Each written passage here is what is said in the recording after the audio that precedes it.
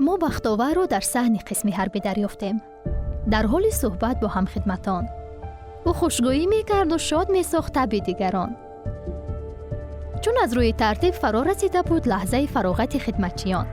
چهره ها تابان بودند و سربلندیشان از نگاههایشان بود عیان. او را نخست آرزو تنها هنرمند تئاتر شدن و در این ساحه فعالیت کردن بود. اما بعد صاحب دیپلم شدن آمد به این قرار، یعنی اولا گذشتن از مکتب مردانگی، تبدیل یافتن به یک جوان مرد، به یک قهرمان مردی که وجودش پر باشد از جسارت و صداقت، دور باشد از ضعیفی و ناتوانی، وفادار وطن باشد و فرزند سزاواریان.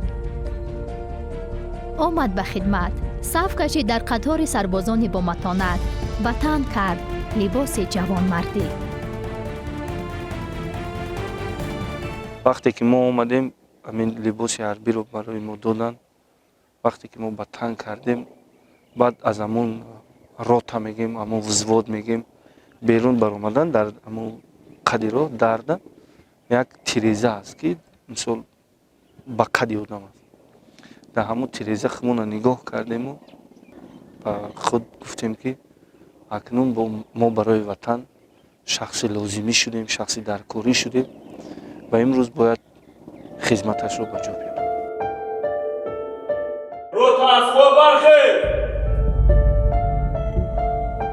اکنون چنین است آغاز هر روزی او، با بانگ جسارت، با ندای آماده بودن به هر امر وطن. شاید قبلا در حجم ثانیه ها حرکت کردن برایش کاری بود معجزه‌دار، اما حالا برخاستن و پوشیدن انجامی و فراگیرنده همگی چند ثانیه می باشد. خدمت برای من به قدر روز، به قدر ساعت‌های عمر رسیدن رو آموزون که در اینجا همه از روی ترتیب روز عمل میکنند. او در قطار همخدمتان می پردازد پی انجام تمرین پگاه روزی. آنها اجرا می کنند مشق‌های گوناگون، آب و تاب می دهند بدن خویش را با یک ترتیب و با یک نظام. برای بختاور اجرای همه روزه این کار سبب تنومند و توانا بودن تا انجام روز گشته است. اجرای قاعده‌های تازگی و آزادگی نیز جاری است در ترتیب روزی یک سرباز. شستشوی صبحگاهی نیز هست با یک نظام و یک مرام.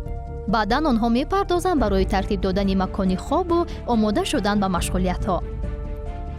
برای بختاور زمان استفاده نمودن از کتابخانه قسمی حربی بس دوست داشتنی است. چون خود میل زیاد دارد به مطالعه، تا زمان سرباز شدن او را کتاب‌های دارای قصه و حکایه‌های مؤثر سوی خود می‌کشید. اما حالا او را میل است به مطالعه کتاب‌هایی که از حفظ وطن می‌گویند و مردانگی. بزرگان و قهرمانان ملت تاجیک یکی از آن کتاب‌هایی است که بختاور زیاد به دست می‌گیرد. این کتاب دایر به روزگار و پیکار نابغه‌های ملت تاجیک می‌گوید. از جانبازی‌های قهرمان‌های ملی برای بقای خلق تاجیک در طول هزار ساله‌ها قصه می‌کند. داشتن شرف و ناموس وطنداری را تاکید می‌دارد.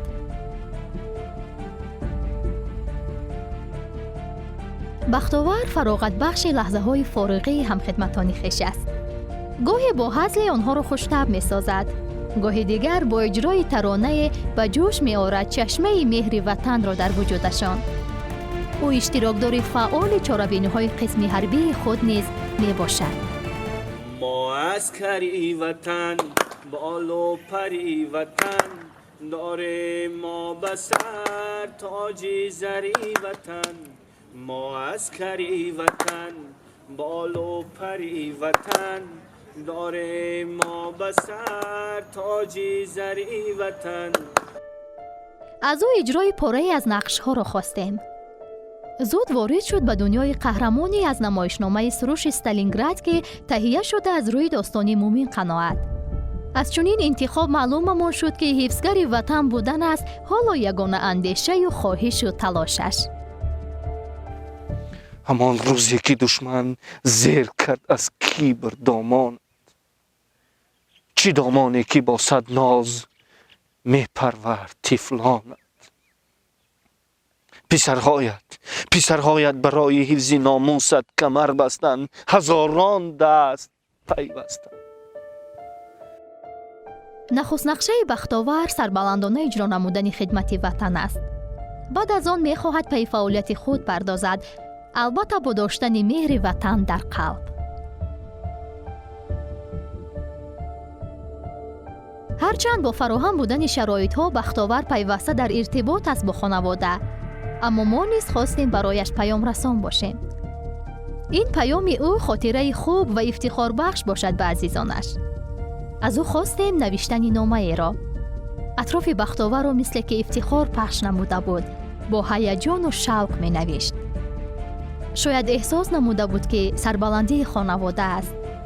шояд эътимод дошт ки акнун фарзанди сазовори онҳост.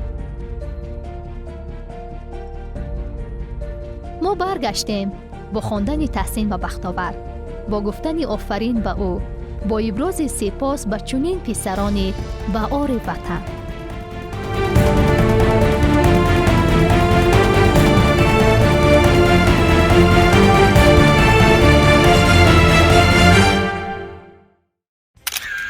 бахтовар хоҷамуродов, қаҳрамони нашри нахустини барномаи писари ватан дар ютуб канали муассисаи давлатии рӯзномаи ҷавонони тоҷикистон интихоб гардидааст. бахтовар хоҷамуродов соли 1997 дар деҳаи сангтудеи ноҳияи данғара ба дунё омадааст. баъди хатми мактаб ба факултети театр, кино ва телевизиони донишкадаи давлатии фарҳанг ва санъати тоҷикистон ба номи Мирзо Турсунзода дохил гардидааст. бо хатм намудани донишкада дар театри мусиқии масакавии шаҳри бохтар фаъолияти худро шурӯъ намудааст. бо даъвати ватан барои ҳифзи он омода гардида 10 моҳ аст ки дар қисми ҳарбии 0809 вазорати мудофиаи ҷумҳурии тоҷикистон адои хидмат мекунад.